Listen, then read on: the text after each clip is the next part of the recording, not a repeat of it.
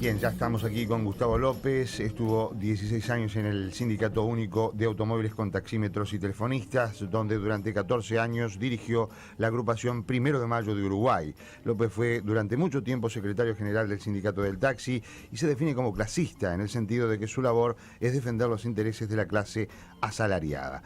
Gustavo López integra el lema Unidad Popular, por el cual fue candidato a la vicepresidencia en las últimas elecciones nacionales y actualmente es el candidato a la intendencia de Montevideo por el mismo movimiento político, y ya le damos la bienvenida. ¿Qué tal, Gustavo? Bienvenido. ¿Qué tal? Buenas tardes. El gusto de compartir diálogo con ustedes y la audiencia. Bueno, siempre tenemos pocos minutos, con todos los candidatos nos ha pasado lo mismo. En realidad estamos restringidos en tiempo y seguramente, evidentemente, Montevideo, sobre todo para los montevideanos, pero también para el resto del país, concita mucha atención y son muchas las preguntas que tienen nuestros oyentes. Seguramente abonarán a ellas en el contacto a través de nuestras distintas líneas. Pero lo importante es, en principio, porque tenemos poco tiempo, arrancar, digamos, con críticas y propuestas, ¿no? ¿Qué críticas tienen ustedes de no solo de esta gestión, seguramente de todo este periodo de gestiones, y sobre todo esta última, del Frente Amplio aquí en Montevideo? 25 años después de la llegada al primer gobierno del Frente Amplio en la capital del país, un cuarto de siglo, esto es mucho tiempo si lo medimos en la vida social y política. Para tener una referencia, es algo así como un poco menos de la mitad de la Revolución Cubana, ¿no? Una referencia de lo que ocurrieron los primeros 25 años de la Revolución Cubana, por ejemplo. 25 años después de la llegada del gobierno del progresismo, nada sustancial ha cambiado en la vida de esta ciudad. Los grandes problemas que hacen a esta ciudad y a su gente se mantienen absolutamente sin resolución. Pensemos en el transporte, en la viabilidad, en los espacios públicos, en la relación de la ciudad con el medio ambiente, en la infraestructura urbana. Ninguno de estos problemas han sido resueltos en favor de las grandes mayorías. Esta ciudad es una ciudad crecientemente sucia. Se ha privatizado áreas claves de la recolección de residuos, como el centro de la ciudad vieja, con los resultados que todos conocemos a poco que transitemos por las calles de estos barrios. Aquí hay dos Montevideos por lo menos. En un extremo de Montevideo se vive en condiciones del primer mundo, con calles de primera, servicios de primera, luces de primera. En el otro extremo se vive en condiciones africanizantes, sin saneamiento, con vecinos que tienen que salir de gota de lluvia cuando caen 3 gotas para ir a trabajar, sin alumbrado público, con calles de balastro. Esa es la realidad del otro extremo de Montevideo. Es decir, 25 años después, la polarización entre el Montevideo de los ricos y el Montevideo de los pobres se ha agudizado. Yo diría agudizado exponencialmente. Un elemento que nosotros hemos hecho eje en esta campaña tiene que ver con el transporte. Nosotros no podemos concebir que un servicio público de interés social esté mediado por la rentabilidad o por el lucro. Los montevideanos pagamos el boleto más caro de la región y uno de los más caros del mundo, para viajar en condiciones más propias del transporte animal que del transporte de seres humanos, por lo menos en algunas horas. $1 paga cada montevideano cada vez que sube un ómnibus. El promedio que aceptado por el propio trabajador del transporte es que una familia tipo gasta 6 boletos por día. $6 para viajar en las condiciones en las que se viaja. Para que un pequeñísimo grupo, una minúscula porción de empresarios con poco escrúpulos, que comenzaron vendiendo boletos arriba de un ómnibus y hoy construyen shopping center, se enriquezcan con el dinero de los montevideanos. El tema de las frecuencias también es un tema terrible, ¿no? Después de las 12 de la noche no existe prácticamente transporte sobre urbano, todo, ¿no? Pero yo de mañana, perdón, un esguinzado, ¿no? Yo de mañana, Daniel lo sabe muy bien, dejo pasar algunos ómnibus para tratar, aunque llegue un poco más tarde, de venir con el pie, de venir sentado. Los rara sectores, vez agarro el ómnibus con asiento. Yo sé que es la hora clave que todo el mundo sale a trabajar. Todo eso por $1, ¿eh? El transporte es un posibilitador de la vida social. Es decir, el transporte incluso para los barrios más alejados del centro, donde viven la inmensa mayoría de los trabajadores, es como el agua. Sin transporte no se puede desarrollar el ejercicio. Se tiene que ir, el ejercicio de la vida social, vivir, trabajar, ir a estudiar, las actividades de la vida diarias. Es una actividad estratégica desde el punto de vista de la concepción de la ciudad que se tiene. Aquí crece exponencialmente el parque automotor, sin infraestructura que acompañe ese crecimiento, al mismo tiempo que el transporte, tiene las deficiencias que se tiene. Salir de un barrio en horas de la noche o volver a un barrio alejado del centro en horas de la noche es una odisea para decenas de miles de trabajadores que desarrollan su actividad en horas nocturnas. Nosotros decimos, ¿cómo se resuelve el problema del tránsito, de la movilidad urbana? Entre otras cosas, desestimulando el uso del transporte particular en favor del transporte colectivo. Ahora, nadie va a dejar su auto en la casa. Ahora, perdón, eso también lo ha planteado con mucha insistencia, no lo ha logrado la actual intendenta. No, lo que pasa es que por esta vía es imposible lograrlo, porque lo que le señalaba, nadie va a dejar su auto en la casa para tomar un ómnibus. Si el ómnibus no sabe cuándo pasa, si va a viajar colgado de la ventanilla, si al mismo tiempo va a pagar $1, si de cada 3 ómnibus en horarios pico le va a parar uno porque el resto lo va a dejar mirando en la parada del ómnibus. Entonces eso no es para estimular el uso del transporte particular en favor del transporte colectivo, precisamos un transporte público, popular, solidario, limpio, seguro y eficiente. Y barato. Y bueno, sobre todo barato, nosotros estamos proponiendo una drástica reducción del precio del boleto a partir de un proceso de municipalización del transporte. Sobre todo orientados por esta idea que un servicio público no puede ser mediado por la lógica de la rentabilidad o el lucro. Se nos dice, bueno, pero la ecuación de costos. Y a mí me parece que la ecuación de costos es como un eufemismo para esconder la ganancia Salgado.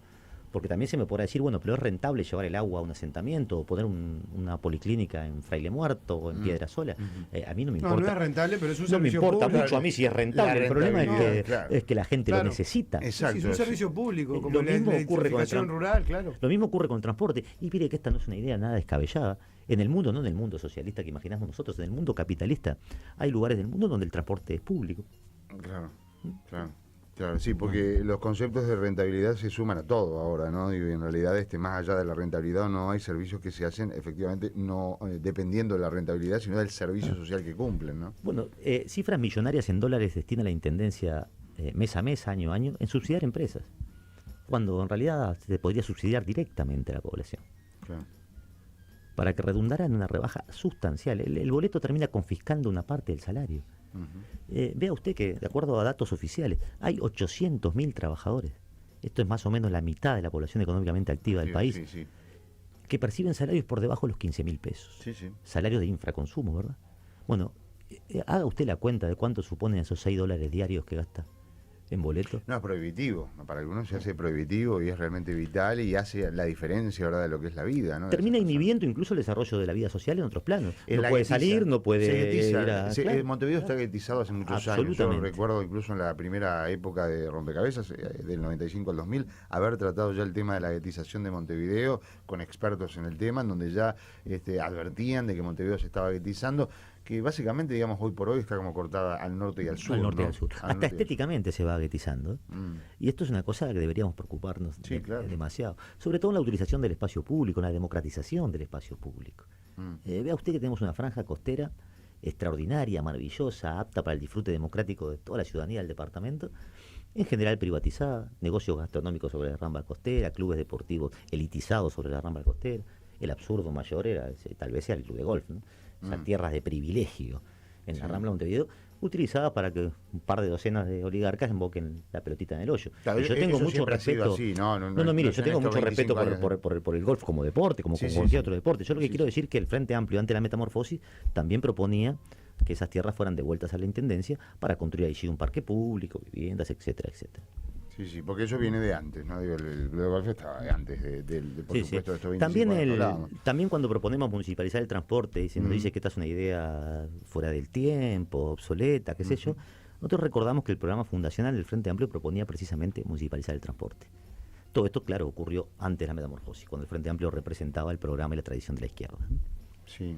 ¿Es el único servicio que ustedes plantean remunicipalizar, por decirlo de alguna manera? No, nos proponemos gradualmente ir remunicipalizando un conjunto de actividades que otrora eran desarrolladas por el municipio, por la Intendencia, y que hoy están en manos privadas. La recolección de residuos, sobre todo. Otros servicios incluso en el propio Palacio Municipal, como la limpieza. Nosotros no concebimos que a igual tarea se cobre salario distinto. No concebimos que se tercerice y se precarice la mano de obra. Para que al final del partido, ¿sabe lo que pasa? Una ONG o una tercerizadora, a veces con intenciones más o menos nobles, percibe por cada trabajador 30, 40, 50 mil pesos, de acuerdo al caso, y al bolsillo del trabajador que desarrolla la tarea le llegan 15 o 14. Algo muy similar planteó, vuelvo con las similitudes, ¿no? Planteó Virginia Cardoso, es una de las 3 candidatas, la que tiene menor chance, pero es una de las 3 candidatas del Frente Amplio.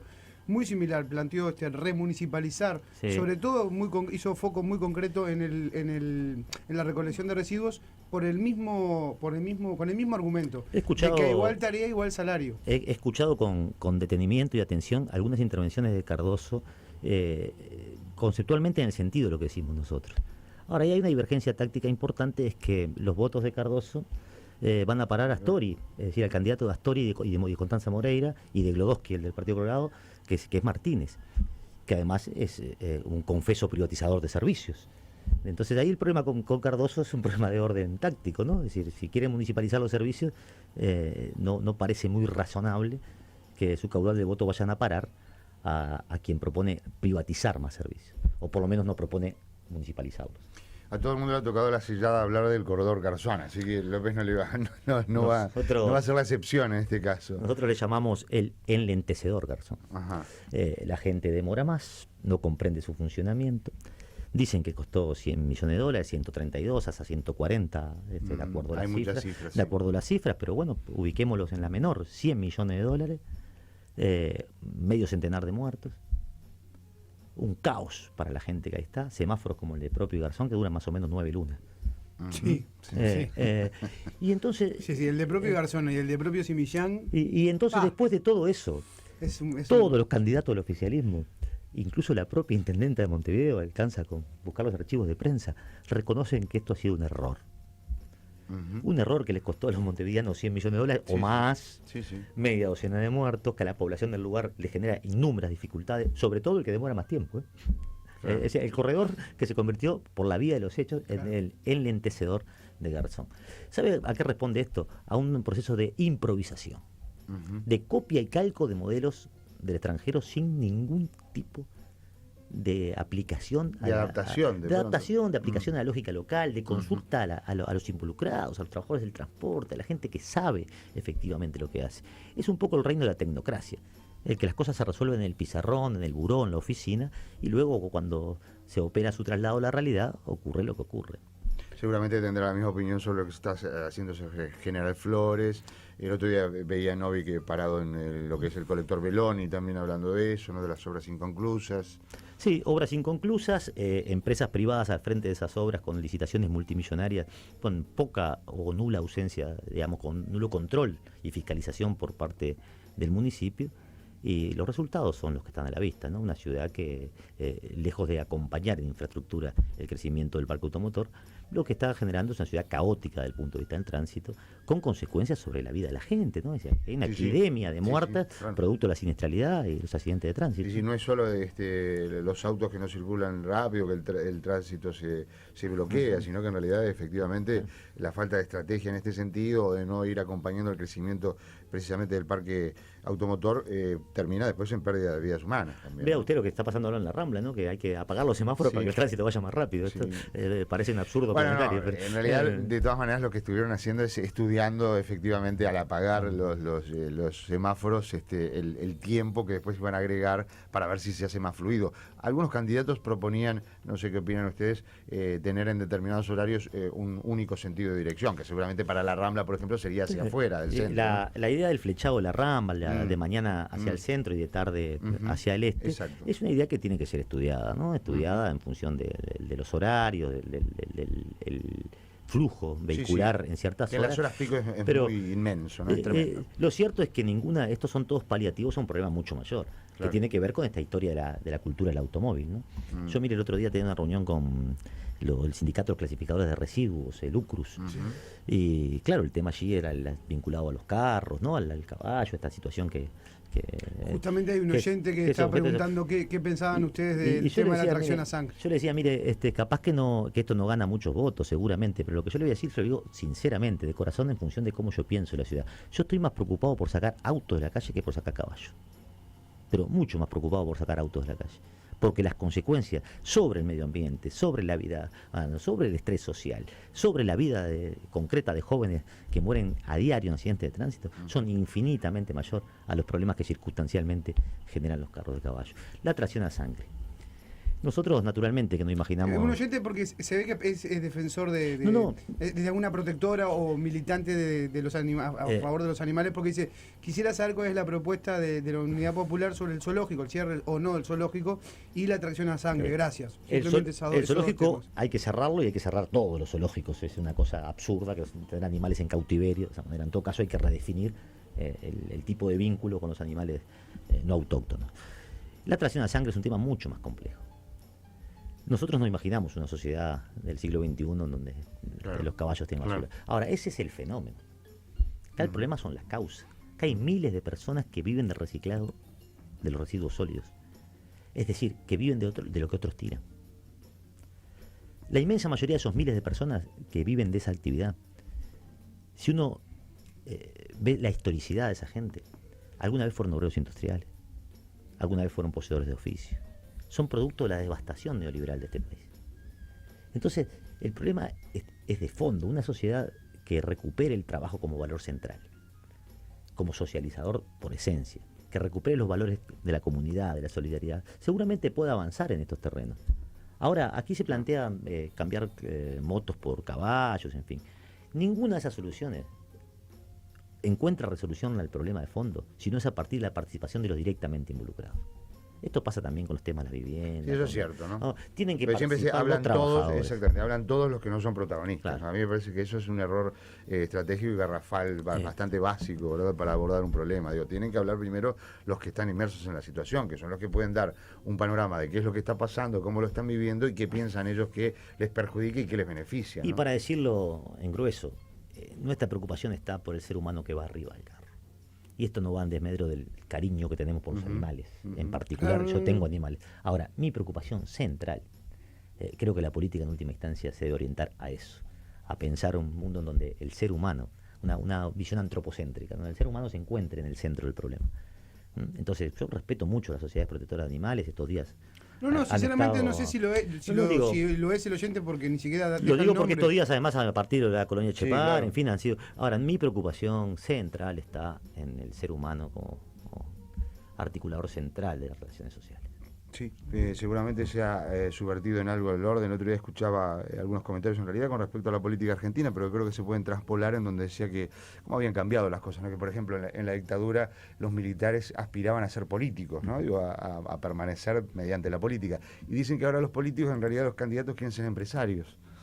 Y me parece que algo de eso hay, ¿no? Porque todos los candidatos terminan siendo empresarios siempre, o tienen empresas, o manejan empresas, o su dinero está destinado después a temas de este tipo, ¿no? Lo que ocurre, en mi opinión, es que la actividad política, que puede ser concebida como una actividad noble, de servicio público, vinculado a la concepción del mundo y de la vida que uno tiene, termina siendo trivializada, claro, o tinelizada, si ustedes me lo permiten. Lo estamos viendo en Uruguay. Es decir, empresarios, la actividad política como trampolín para otros negocios, la actividad política subordinada a la lógica empresarial. Vázquez acaba de nombrar a Salgado como su asesor honorario personal, qué sé yo.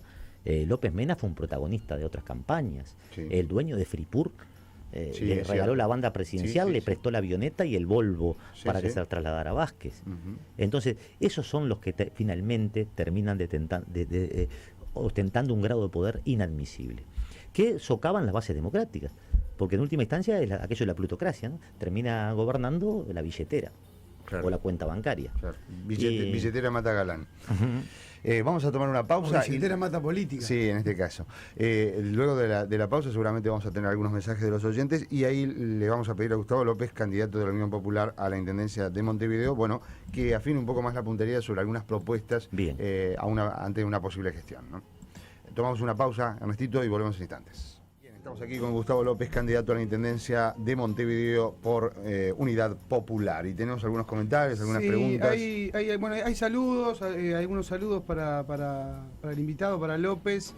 Después hay algunos comentarios, por ejemplo, Salgado y Dorado le regalaron una camioneta a Tabaré cuando salió el presidente, cosa que a mí no me consta. A mí tampoco, pero Salgado es intocable, en Montevideo es rehén de su propia incapacidad de queja, reclamo y activismo permanente. Un saludo, calculo que debe ser para vos, o para nosotros, no sé. Buenas, quiero preguntarle a Gustavo López cómo va a lograr municipalizar el transporte y la recolección de residuos, de dónde se sacaría la plata. Y te engancho este mensaje con otro que es una especie de crítica que dice: el transporte en manos de Adión, por Dios, dice uno, o por favor. O sea, si se municipalizaría, aprovecho esos dos mensajes, quedaría en manos de Adión. Y algunos oyentes, por lo que veo, no estarían muy de acuerdo.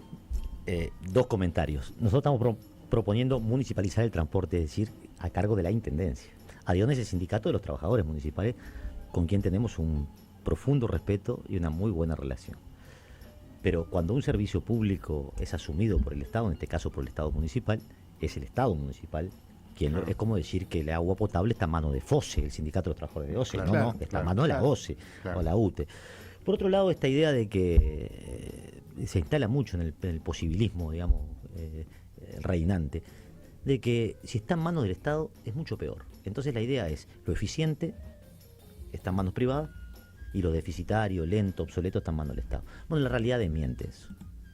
La realidad dice que en general, mucho más en áreas monopólicas como el transporte, en manos privadas termina perjudicando abiertamente a la población.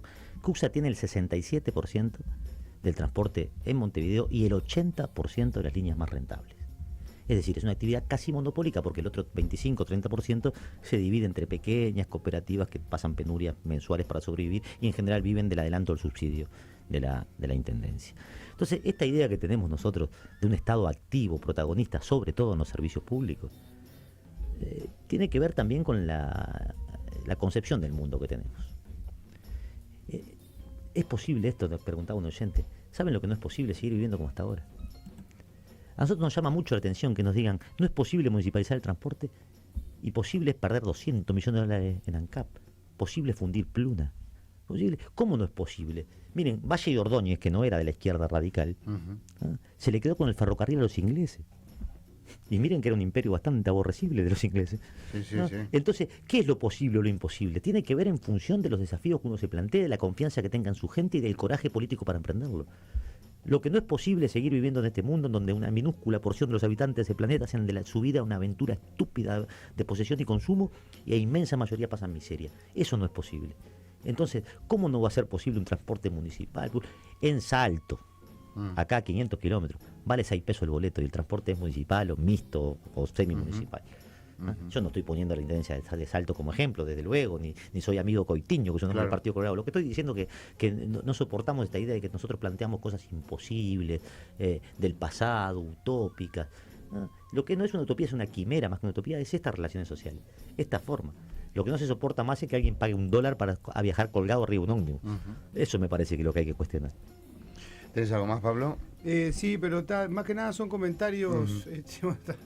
Empezó el bullying. El bullying lo tenemos para todos nosotros, los días, ¿no? sí. O sea, eso ya. Nosotros tenemos un bullying. Es un clásico, ¿no? Constante. Hay gente que. Hay 2 o 3. Es gimnástico, cuando no lo tenemos lo extrañamos. No, porque ahora somos la 36 también. Claro. Claro. Están enganchando lo que ya sabíamos que algunos oyentes iban a enganchar, ¿no? Bueno, si son felices, háganlo. Porque ayer tuvimos una entrevista justo con Petras, claro. Estuvimos hablando con Petras ayer, entonces y hoy juntaron todo el paquetito. Ya sabíamos que es curioso que van a caer mensajes de ese tipo. Ustedes saben que durante décadas aquí, Jaime Petras fue casi que la voz oficial de buena parte de los que hoy son figuras de gobierno. Por supuesto, difundían sus libros, publicaban sus conferencias. Pero, y hoy parece que es una porquería. Es la reencarnación de Lucifer. Pero creo clarísimo que muchos de los oyentes que con total libertad de opinión y de pensamiento consideran que la Radio 36 es el demonio, hasta hace 10 o 15 años era la única radio que escuchaba. No, y entre ellos el presidente de la República, doctor Tabaré Vázquez, y el expresidente Mujica iban 3 veces por semana. Pero eso es harina de otro costal. Se puede estar o no de acuerdo con Petras, naturalmente. Yo muchas veces no estoy de acuerdo.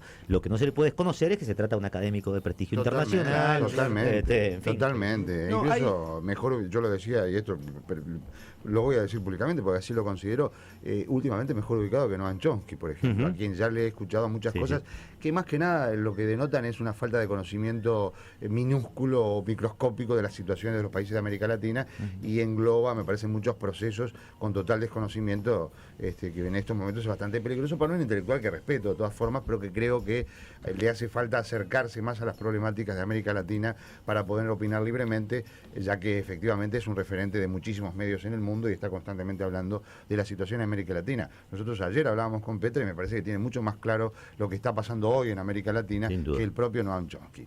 ¿Qué decías, Pablo? Bueno, gran saludo desde Valparaíso, desde Chile, los escucho todos los días por internet, sigan metiendo el dedo en la llaga y en otros lados que es necesario para que la gente se dé cuenta, un saludo que nunca falte. Y después se varilla la cuota de humor de siempre, López, por favor. ¿Sabe cuántos amores se han concretado gracias al bondi lleno? Yo también dije lo mismo, dice. Y sabe las ideas que sabe las ideas que se cocinan y surgen de esos viajes, dice Varilla. Y después, ya digo, sacándole el humor de lado, hay 3 o 4 mensajes de texto que más o menos confluyen en qué propuestas tienen ustedes para el Montevideo rural, que no es menor porque quizás mucha gente no lo sepa, pero casi el 80% de lo que consumimos en Montevideo viene de Montevideo. Nosotros... en cuanto a frutas y verduras, ¿no? Sí, englobamos la preocupación por el Montevideo rural en lo que llamamos el Montevideo productivo. El 80%, como tú lo señalabas, es una cifra más que viene infelizmente descendiendo, ¿no? Claro. Pero se produce en Montevideo. Hasta hace algunos años atrás, toda la papa que consume Montevideo la producían entre Paso de la Arena, Rincón del Cerro. Melilla. Melilla más fruta, pero también... hoy allí, ¿saben lo que hay? Almácigo de contenedores. Uno arriba de otro, en tierras aptas para la producción de alimentos. Porque se dejan ahí. Porque están alquilados los terrenos o para chacras para hacer casamientos o fiestas, eventos, o para depósitos de mercadería. Contenedores, depósitos de mercadería. Terrible. En tránsito al puerto. Claro. En tierras aptas para la producción de alimentos. Entonces hay que recuperar el Montevideo rural, incluso asentando familias jóvenes en la producción del Montevideo rural. Naturalmente que para eso hay que... ofrecerles asistencia técnica, la semilla, el Estado comprando buena parte de esa producción, pero hay que recuperar el Montevideo rural desde una lógica de producción integrada al departamento, para comer sano, para comer con calidad y sobre todo para emplear en el campo a decenas o cientos de familias que podrían hacerlo. ¿Por qué integramos esto a la lógica del Montevideo productivo? Porque la Intendencia también tiene posibilidades de desarrollar un conjunto de acciones productivas que tiendan a mejorar la calidad de vida de los habitantes de este departamento. ¿Ustedes se acuerdan de la propuesta del actual presidente de la República, de la panadería municipal, la barraca municipal? Sí, me acuerdo que iba a radicar lo de los asentamientos también cuando fue intendente. Ahora hay 250.000 de uruguayos que viven en asentamientos irregulares, 250.000. Sí, un disparate. Nosotros pensamos que en un Montevideo productivo tiene que integrar armónicamente todas estas áreas. Sobre todo, y lo plantea en este programa, volver a esquemas similares a lo de la vieja subsistencia, que permitan que los expendios municipales, barriales, bueno, tenemos más o menos una edad similar nosotros, todos conocimos de alguna manera los expendios de subsistencia. Supimos comer productos de subsistencia. Sí, por supuesto. Entonces, que salteándose la intermediación, que vinculando a los productores pequeños, que subsidiando ciertos productos básicos de la canasta familiar, le abaraten la vida de la gente. ¿Cómo Montevideo no va a tener una planta procesadora de pescado? Esta ciudad vive de espalda al mar. Sí, hace muchos años, ¿no? Lamentablemente, y seguramente en beneficio de unos pocos, ¿no? Sin duda. Y también con la remada de muchos pescadores artesanos que también tienen que salir a hacer por las suyas la pesca. La verdad es que nunca he entendido eso. Ahora comentábamos hace un tiempo aquí en el programa, hay, gracias a internet, una especie de observador mundial que se hace a través de satélites de la cantidad de embarcaciones que existen pescando en territorio, en aguas marítimas uruguayas, territorio uruguayo, y uno se sorprende porque eso está hecho con visiones satelitales de noche, y uno ve la cantidad de focos y de luces arrimadas por la noche, porque efectivamente se pesca más de noche porque se está haciendo de forma ilegal, y las embarcaciones, es impresionante la cantidad de embarcaciones que toman rédito de eso, ¿no? La izquierda nacional en sus orígenes planteaba la estancia marina, ¿no? Se planteaba que hay que hacer una reforma agraria en el campo, una reforma urbana en las ciudades, y se planteaba el problema de la estancia marina, que en general es producto del saqueo de buques extranjeros. Está dejada a la mano de Dios. A la mano de Dios. Bueno, aquí también en tiempos de cierto estado de bienestar existió ILPE, SODIF, organismos estatales que por lo menos procesaban una parte de la industria obrera y pesquera del Estado. Que permitía que llegaran esos alimentos que hoy no hay tantos y que tuvieran buen precio. ¿Cómo desde Montevideo no se puede garantizar esas cosas? Los expendios de subsistencia, insisto con esta idea, pero porque los vecinos conocen en cada barrio un expendio, con precios subsidiados, saltándose intermediaciones, generando espacios de intercambio directo con los vecinos. Abaratando la vida del montevideano y sobre todo ofreciéndoles productos de calidad. Claro. Aquí tenemos dos problemas que exceden largamente la órbita municipal y seguramente el tiempo de esta generosa entrevista, pero el problema del agua que estamos tomando y el problema de lo que estamos comiendo, miren lo que voy a decir, tiene una relación directa con la epidemia de cáncer que vive esta sociedad. Directa. Sí, no es el primero que lo dice, ¿no? Ya hay otros científicos incluso que se han expedido sobre el tema. Panario mismo, ¿no? Panario ha hablado de esto, ¿no? Entre otros, pero son muchos los que ya están hablando de esto. Y recordemos que hace muy pocos días ya establecía la relación la propia Organización Mundial de la Salud, ¿no? Que estableció efectivamente que algunos agrotóxicos como el glifosato, que se utilizan, son de uso absolutamente habitual, no solo aquí en Uruguay, sino en muchas partes del mundo, podrían tener una conexión, ¿verdad?, con el cáncer, ¿no? En Uruguay fumigan con glifosato a 2 cuadras cuadra una escuela. Acá en Yune, no sí, estoy hablando de... Ha salido la información. Hace poco una maestra días. rural ganó el juicio justamente porque denunció que me recuerdo la información que fue en el departamento de Río Negro, una avioneta que fumigaba a 200 metros de una escuela y todos los chiquilines con cuadros respiratorios. Claro, varios días, algunas semanas, y la maestra, no voy a decir que intoxicada, pero la pasó muy mal de salud. Y su juicio se lo ganó el Estado. Así como hay dos Montevideos, también hay dos Uruguay, ¿no? El Uruguay de los ojeros, el Uruguay de los que... ¿no? Y el Uruguay de la gente que se le fumiga arriba a la escuela rural. Sí, el otro día comentábamos con los compañeros de esa preocupación que hay a escala mundial sobre el ébola. Y el hambre mata mucho más gente que el ébola. Claro. ¿Sabe lo que pasa? Que de hambre no se mueren los ricos. Y de ébola eventualmente sí. Claro. A la larga igual el ébola también le va a llevar a los ricos, que es lo que creo que no comprenden, ¿no? Digo, todas las enfermedades que después son cosas colectivas, pero bueno, hay que entrar en esas cabecitas. Me sale enseguida la anécdota que contaba el otro día de un artículo de Saviano, el italiano que escribió Gomorra, que decía que efectivamente en el sur de Italia se están haciendo estropicios con los residuos, se están arruinando todos los campos de siembra, de sembradíos, y los cultivos que allí se hacían en esa zona, que era bastante fecunda, y dice que cuando le preguntan a los capos mafia, que en realidad están detrás de todo el negocio y los residuos en el sur de Italia, los tipos dicen, a nosotros no importa porque tomamos agua mineral. Lo que realmente demuestra, bueno, la cabecita de esos tipos, ¿no? Que es realmente increíble. Lo peor de todo es que hay mucha gente que su vida pende efectivamente de que estas cosas continúan y evidentemente le están restando horas a su existencia. Un mensaje en correo de voz. Hay un mensaje de voz. A ver, vamos a escucharlo. Que explique cómo puede hacer para que en vez de estar en 24 pesos, esté en 15 pesos. Por favor. Claro. Un herrerista va a votarlo a este señor. Mirá, un herrerista que lo va a votar, dice. Muy bien. ¿Se puede llevar a 15 pesos? Es muy simple y tal vez hasta a menos. Una aplicación de carácter general y una particular. La explicación general. El actual presidente, doctor Vázquez, en el año 89, cuando hizo campaña para ser intendente de Montevideo, proponía rebajar el boleto 40%. Y efectivamente cuando subió lo rebajó, creo que sensiblemente menos a lo que prometía, pero lo rebajó. Esa rebaja duró lo que la vida mariposa, pero efectivizó su promesa. Hay que decir la verdad. Claro. ¿Cuánto valen las cosas? ¿De qué depende? ¿De la planificación económica o del mercado? El mercado es como la nave de los piratas, cuanto más libre peor, sobre todo en servicios públicos. Claro. Si el Estado interviene regulando los precios, evidentemente que puede valer 10, 12, 13, 14, 15. ¿Cuál es el precio de un servicio público? El que sostiene la continuidad de ese servicio. Es decir, ¿cuál debería ser el precio del agua? ¿No? Aquello que permite la reproducción del ciclo de llevarle agua a la puerta de la casa de cada habitante de este país. Con el transporte debe ocurrir lo mismo. El precio del transporte tiene que estar mediado por ¿cuál ecuación? El costo de las unidades, el salario de los trabajadores y el mantenimiento, eventualmente un fondo de administración de recambio de flota.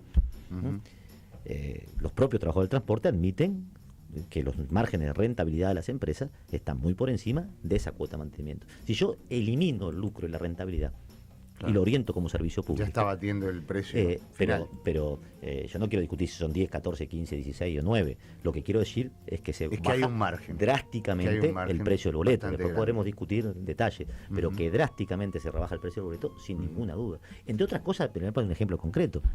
También lo proponía el doctor Vázquez en el 89 y lo dicen otros trabajadores del transporte. ¿Por qué los pases libres de los entes del Estado, que son decenas de miles, no los pagan los propios entes? Y lo tiene que pagar usted en el boleto, y yo en el boleto. Es cierto eso. Entes, algunos de los cuales son, Antel, el Correo, entes que incluso tienen... Sí, que tienen buena entrada, buena caja. Claro. Buena caja. Y entonces usted en el precio del boleto, una cuota del precio del boleto tiene que ir a pagar eso. A veces la gente no conoce la paramétrica del boleto y es muy difícil. Nadie conoce la paramétrica del boleto. Nosotros no conocemos. La señora paramétrica nadie nos enseñó quién es. ¿Qué estamos proponiendo nosotros primero? Que se abra... Lucieto Polanqui quedó de que un día va a venir y nos va a traer cómo es que se arma la paramétrica del boleto. Avíseme ese día que porque me voy a sorprender. Se comprometió al aire. Yo les quiero decir lo siguiente: si la población de Montevideo en su conjunto, con sus impuestos, subsidia el boleto, ¿por qué no puede conocer el resultado de ese subsidio? Claro. Entonces lo que hay que proponer acá es que se transparente esa información, que se abran los números de las empresas, que demuestren cómo vendiendo boletos se construyen sus shopping centers, que demuestren cómo es eso. Y de pronto, si nos convencen que tienen razones, capaz que nosotros cambiamos de opinión. No nos da la impresión que nos vayan a convencer. Entonces, muestren los números, muestren cuál es el resultado de la gestión en el transporte, muestren cuánto la Intendencia vuelca del dinero de Montevideo. Un dato solo de la paramétrica que pudimos averiguar: 3.000 pesos se pone la paramétrica por uniforme al año por cada trabajador del transporte. ¿Saben lo último que le dieron a esa empresa monopólica? Una camiseta china y una bermuda. Por eso los montevideanos pagamos 3.000 pesos. Es caro. ¿No? Es una bermuda cara. Sí, es una bermuda cara. Hay un par de mensajes que nada más para consignar brevemente, porque se desvió el tema de varios oyentes, algunos del interior, diciendo que incluso se fumiga a 100 metros. No de escuela, sino de... Sí, claro. Eso puse una referencia, puede ser más o menos. Para dejar constancia... Porque... Pero además, ustedes piensen, y esto ha pasado en juicios que se han establecido en otras partes del mundo, está el efecto del viento, incluso podés estar un poco más lejos y te llega todo, porque donde el viento sople fuerte te llega... No, pero acá estábamos hablando de fumigación aérea. Por avioneta, ¿no? Como dice Daniel, el viento te lo lleva para cualquier lado, claro, y eso es tóxico. Claro. Y encima estamos hablando simplemente de la toxicidad, digamos, en el contacto directo. Yo siempre digo lo mismo, ¿no? Digo, hay que ver qué pasa con la ingesta de alimentos que han sido fumigados con esos elementos, ¿no? Eso es parte de un estudio que todavía ni de cerca de darse a conocer, pese a que la ciencia ha avanzado bastante y yo creo que tiene todos los conocimientos para determinarlo fehacientemente. Pero eso se va haciendo en forma gradual, ¿no? Yo sé que no vamos de tema, pero eso nos trae... brevísimamente, eso nos trae en la reflexión que planteamos hoy en relación a cómo se está estructurando las relaciones en el mundo. Claro. Fíjese usted que la ciencia ha llegado a manejar el mapa genético. Sí, claro. Se han clonado ovejas. Uno podría pensar que están en condiciones de producir hombres en serie. Sí. Y no obstante se siguen muriendo niños de diarrea. Sí, totalmente. Ese es el estado actual de las relaciones sociales. Hay un oyente acá que se identifica en Facebook, Fernando Mastroianni, dice: Fenómeno López es una claridad estupenda, saludos desde México, gracias por este tipo de entrevistas. Cutza Salgado Vázquez se pregunta: favoritismo, se pregunta, favores que luego pagan los ciudadanos, se pregunta, hay guardas y choferes que parecen hacerle un favor en esto estoy de acuerdo, que parecen hacerte un favor al llevarte cuando en realidad te están cobrando. Escuchan música, programas chabacanos de radio según el gusto del chofer, muy poco les importa el público, lo percibo cada vez que viajo de visita al Uruguay. Yo viajo en ómnibus, ¿no? Y el otro día en la parada de ómnibus, en horario de la noche, el ómnibus no venía y una chica que estaba esperando el ómnibus dice: ahora mando un mensaje y enseguida sabemos a qué hora pasa el ómnibus. Y entonces me comenta, dice, viste que bueno, que interesante este servicio, ¿no? Fíjense ustedes cómo se ha interiorizado tanto esa cultura del acostumbramiento al servicio deficitario, que a alguien le parece bueno tener que pagar para saber a qué hora pasa el ómnibus. Entonces pasa un mensaje, paga para saber a qué hora pasa el ómnibus. Y eso es un servicio que buena la empresa, ¿no? te cobra un peso o dos, no importa. Pero tiene un costo. Sí, pero independientemente de... Yo quiero saber a qué hora pasa el ómnibus porque necesito saber a qué hora pasa el ómnibus y porque el Estado municipal en este caso me tiene que garantizar. Tiene un costo para la empresa, para esa empresa y para la telefónica pero claro, naturalmente. Gustavo López, ha sido un placer. Gracias por haber estado aquí y bueno, veremos qué es lo que pasa. El gusto ha sido mío, siempre a las órdenes y ojalá estas ideas se puedan debatir con otros candidatos. Eso estaría bueno. La intención nuestra ha sido la misma, pero hemos obtenido algún que otro no. La ciudadanía se merece un debate, y no lo decimos porque somos una fuerza menor en desarrollo, lo decimos porque se merece un debate sobre estas cosas. Agrego simplemente, porque la escuché otra vez a Lucía Topolansky hablar de esto, de que parece que sería muy largo, serían 2 horas. Bueno, el programa dura 3 horas. Nosotros la verdad que nos prestamos y me parece que si aguantan el programa 3 horas, yo creo que un debate podrían aguantar. Un debate con varios candidatos. Que sería son 9 candidatos. Ella misma hizo el cálculo, parece que tuvo bien armada la idea y le parece que es increíble que dijo que van a hacer zapping. Los oyentes. Puede ser también, ¿no? Pero eso creo que no inhabilita un debate. ¿Dónde dijo eso? Interesante. Lo dijo en la tele. ¿Son 3 horas? Menos son, porque ella calculó 15 minutos por cada uno. Ponemos un par de sillas más y yo me voy para afuera. Poco más de 2 horas nada más, Nosotros, 2 horas y media. No es mala la idea, ¿eh? Ávidos y deseosos de participar de ese debate y gracias por la invitación hoy. Gracias a usted.